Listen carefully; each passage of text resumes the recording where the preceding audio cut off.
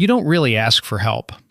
Not because you don't need it, but because somewhere along the way, needing help started to feel wrong, uncomfortable, almost embarrassing.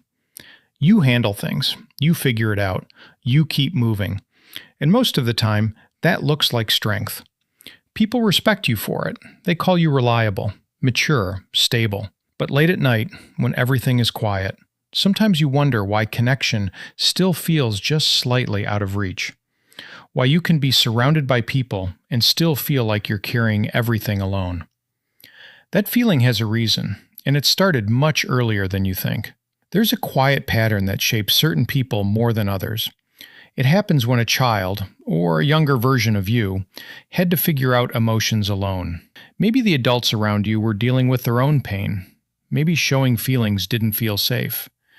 Maybe you learned, early on, that being okay was easier for everyone. So you adapted. You became self-sufficient. Psychologists sometimes call this compulsive self-reliance. Not a disorder, just a deep habit. A survival strategy that got so practiced, it became your personality. And here's the strange part. It worked. It protected you. But it also taught your nervous system something it still believes today. I handle things alone. Here's the simple version of what happened. When we're young, our brains learn what's safe. Every time you reached out and got support, your brain logged, connection is safe. Every time you reached out and it didn't work or wasn't available, your brain logged something different. Handle it yourself. Do that enough times and the solo path becomes the default road. Think of it like a trail through a forest. The more you walk it, the clearer it gets. Eventually, you don't even think about other routes. You just take that one. That's your brain. Efficient, adaptive, doing exactly what it learned to do. The cost only shows up later. So how do you know if this is you? 1. You feel a small resistance when someone offers help. Not anger, just discomfort, like you'd rather do it yourself, even when you don't have to. 2. Vulnerability feels performative. When you do open up, there's a part of you watching, wondering if you've said too much.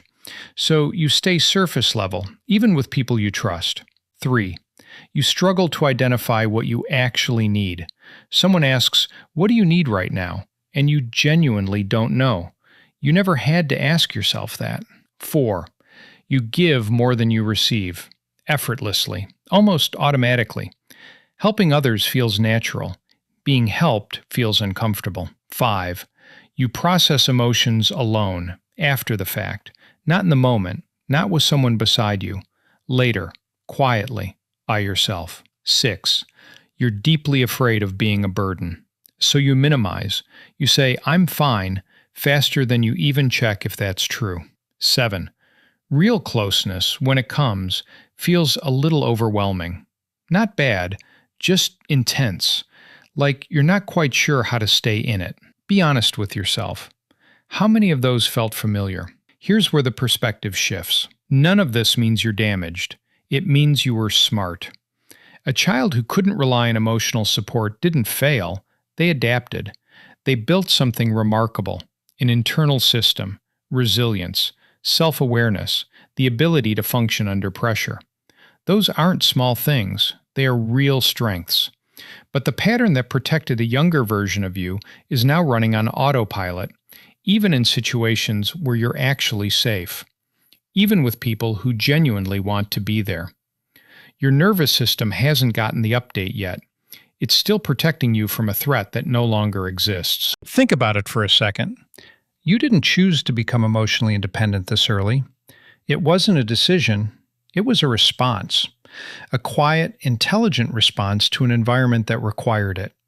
And that same intelligence, that same sensitivity, is the very thing that lets you notice these patterns now. Remember that feeling at the beginning? That slight discomfort with needing people? That's not a flaw in your character. That's a habit. And habits, unlike the past, can change. The path back isn't about becoming dependent. It's about becoming selectively open. Learning, slowly, that letting someone in doesn't mean losing yourself. That's the update your nervous system is waiting for. Emotional independence isn't the problem. The problem is when it becomes the only option you know, when you can only do it alone. The people who grew up handling everything themselves often become the most emotionally aware adults in the room. They just need to remember, awareness isn't the same as connection. You can be strong and supported. You can be capable and soft. Those two things were never opposites. If this felt familiar, you're not the only one who learned to carry things quietly. Most people watching this did too. The question worth sitting with is simple. What would it feel like to not carry it alone?